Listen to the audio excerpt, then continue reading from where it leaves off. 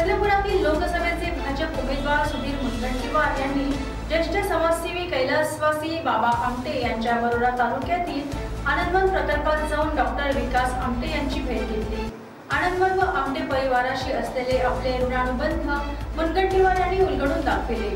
विविध सेवा प्रकल्पांच्या माध्यमातून कैलासवासी बाबा आमटे यांची प्रेरणा घेत आपण सेवा कार्य राबविल्याची आठवण त्यांनी करून दिली। आज आमटे कुटुंबियांना भेटून आपल्याला आनंद झाला, त्यांचा आशीर्वाद लाभला अशी ही भावना सुधीर मुनगंटीवार यांनी व्यक्त केली।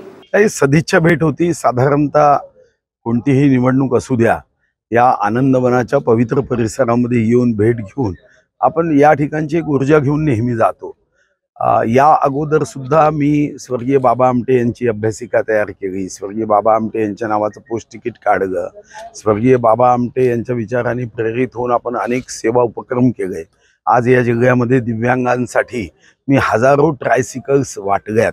यापैकी मोठ्या प्रमाणावर ट्रायसिकल्स या आपण आनंदवनातूनच विकत घ्यायचो, कारण या ठिकाणी आपण बघितलं असेल की अतिशय वंचितांची सेवा करणारं हे केंद्र आहे। आणि आज मी माननीय विकास आमटेजींची भेट घेऊन, सदिच्छा भेट घेऊन त्यांच्याकडून आशीर्वाद घेतला।